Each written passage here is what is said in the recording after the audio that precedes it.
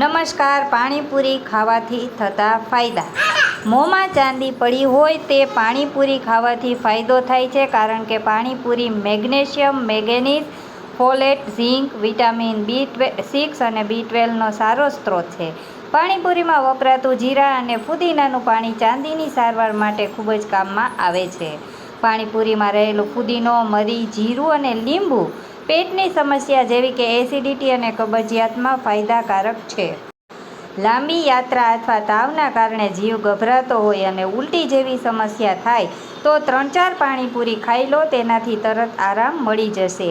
પાણીપુરી વજન ઘટાડવામાં પણ ઉપયોગી છે. જમતા પહેલાં 10થી 15 મિનિટ પહેલાં 4-5 પાણીપુરી ખાઓ, તેનાથી વજન ઓછું થશે. એ બાબતનું ધ્યાન રાખવું જરૂરી છે કે પાણીપુરી ઘરે બનાવેલી સ્વચ્છ હોવી જોઈએ.